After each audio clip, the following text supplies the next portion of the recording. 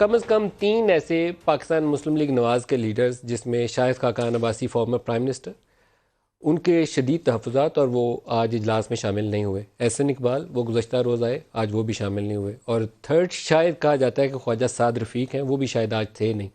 بڑا جلدی میں یہ کام ہو گیا، لیکن ان کی ایبسنس رانا ثناء اللہ کیا آپ کی پارٹی کے لیے معنی خیز ہے کہ کیوں ایبسنس؟ خواجہ سعد رفیق صاحب تو موجود تھے جب ووٹنگ ہو رہی ہے، وہ تھوڑا لیٹ آئے.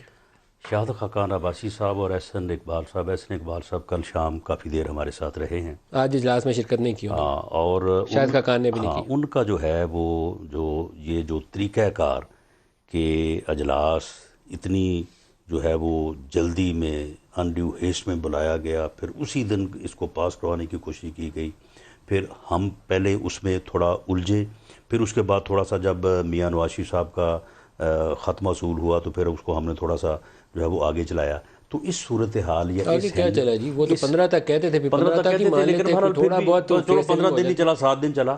لیکن یہ ہے کہ اس صورتحال سے ہمارا ووٹر، ہمارا سپورٹر اور ہمارے لوگ جو ہیں وہ اس سے مایوس ہوئے، اس سے ناراض ہوئے. انہوں نے پارلیمانی پارٹی کی میٹنگ میں بھی اعتراض کیا.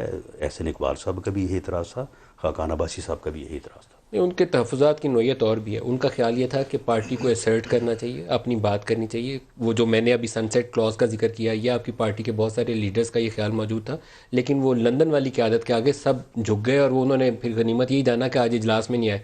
یہ ان پروٹیسٹ وہ اجلاس میں 2 لوگ شامل نہیں ہوئے آپ کے، نہ شاہد خاقان اور نہ احسن اقبال. جو تحفظات، is it a bad news for the party? سن لیں، تحفظات کا اظہار جو ہے وہ تو پارلیمانی پارٹی کی جو پہلے میٹنگ ہوئی ہے اس میں میں تو نہیں تھا، اور جو آج بھی بات ہوئی ہے تو وہاں پہ اور بہت سارے لوگوں نے کیا ہے. مطلب یہ میرے پاس نام لکھے ہوئے ہیں، ہمارے ایک ساتھی نے رپورٹ کی ہے، افتخار چیمہ صاحب کا انہوں نے لکھا ہوا ہے، انہوں نے ایشو ریز کیا. نور الحسن کا لکھا ہوا ہے، ایک آدھ اور کسی کا لکھا ہوا ہے، جاوید لطیف کا لکھا ہوا ہے، کوسچن ریز کیا. لیکن ان دونوں نے ایک پوزیشن اختیار کی ہے، شاہد خاقان نے بھی اور احسن اقبال نے بھی. لیکن ندیم ملک صاحب بات یہ ہے کہ میں بھی اور باقی بھی، we are with the party not above the party.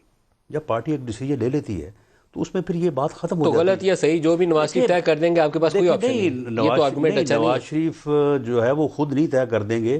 ان کے ساتھ جب پارٹی کے 7 8 10 لوگ بیٹھیں گے، وہاں پہ ڈسکشن ہوگی، اور اس ڈسکشن کے نتیجے میں اگر کسی فیصلے پہ پہنچتے ہیں تو اس فیصلے کو پھر جو ہے وہ پارٹی کو مانا چاہیے، ورنہ پھر پارٹی تو پھر تو معاملہ ختم